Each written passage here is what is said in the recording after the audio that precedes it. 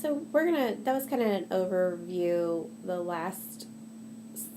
not the last slide, but the last slide I was speaking on of the different types of strokes. So now we're going to look at drug therapy for the ischemic stroke. So when we talk about the ischemic stroke, acute care, you can see it on page 1398, 58-7. The goal is to preserve life and prevent further brain damage and reduce disabilities. So I do want you to know that an elevated blood pressure is common after a stroke. I told you that's a protective mechanism to maintain cerebral perfusion in the brain. One of the things that can be done for an ischemic stroke is fibrinolytic therapy. The blood pressure needs to be less than 185/105 for 24 hours. And then it needs to be maintained at about 180/105 for 24 hours.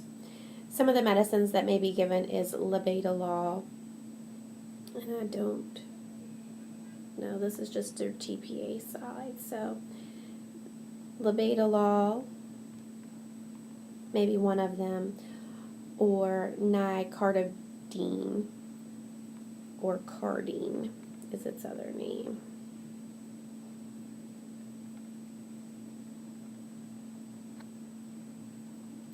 Overhydration can actually cause cerebral edema, so we have to be very cautious on the amount of fluids and that is being administered to these patients.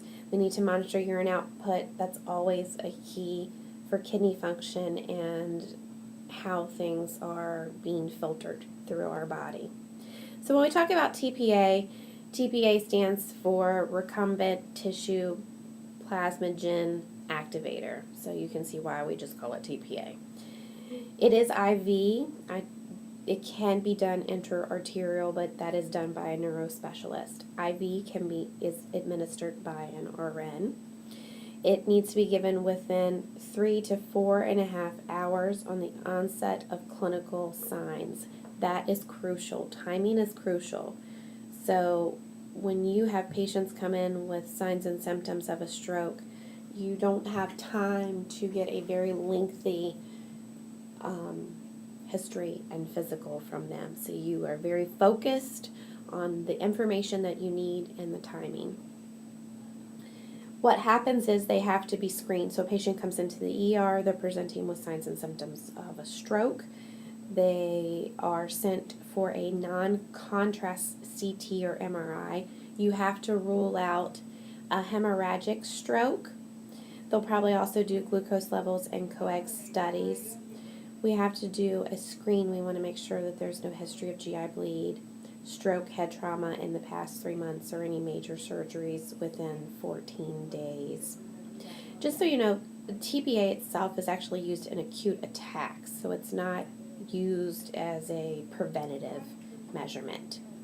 If someone is getting TPA, they also have to have a urine catheter, an NG tube, and multiple IVs placed. Just a few generic things about hemorrhagic strokes. Increased intracranial pressure peaks at 72 hours. We need to think of nursing management. We need to keep the head of the bed elevated. We need to maintain head and neck alignment. We do not want to prevent any bleeding or pressure on the brain. We want to avoid hip flexion, and they may use aneurysm clips or coils. There is a drug that may be used or given for cerebral spasms, and I can't talk while I'm writing. It's nimonidine. It is a calcium channel blocker. So just so in case you've seen that term or that word, that's actually what it's used for, to help decrease with cerebral spasms. And we don't want any kind of spasms of the brain. We actually kind of want it to try to relax while it's healing itself.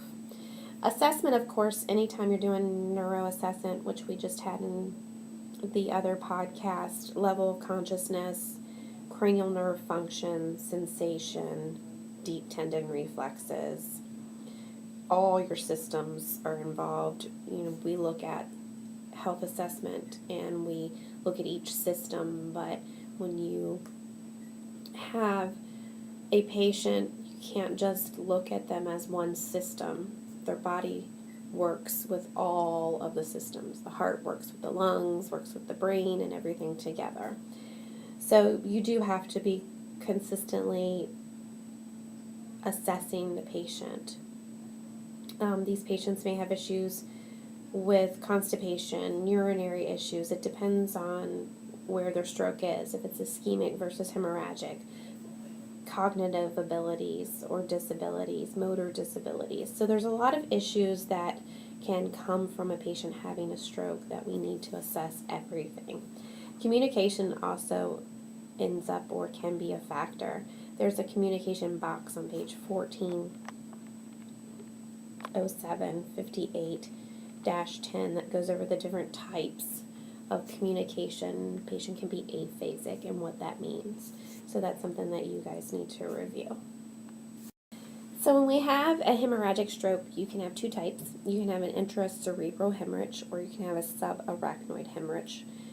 So when we're talking about intracerebral hemorrhage, we're talking about bleeding within the brain that is caused by the rupture of a vessel. Sudden onset of symptoms, progresses over minutes to hours. We talked about hypertension is the most common cause, usually will occur during some type of an activity. Signs and symptoms include a severe headache. You need to make sure that if a patient comes in and they have a few, when you're questioning them and you're trying to condense your questions and maximize the information, and they say they have a severe headache, the worst headache of their life, you need to ask them if they're on aspirin or Plavix. Because if they go have a CT scan done and it's determined they have a hemorrhagic stroke, it's important to know if they're on some type of medication that may alter their blood, or thin it, Coumadin, anything to that nature. They may have vomiting, loss of the ability to walk, dysphagia, dysarthria. Dysarthria is actually the disturbance in muscular control of speech, pronunciation, articulation, and phonation of words.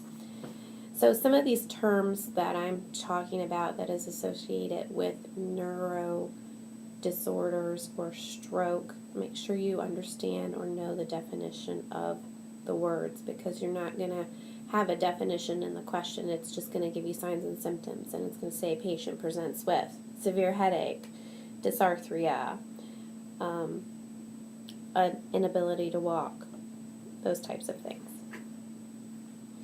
If the hemorrhage is actually in the pons of the brain, respirations, but you guys know I can't probably tell you enough. I've probably told you a lot. Well, I know I've told you a lot. Airway, airway, airway.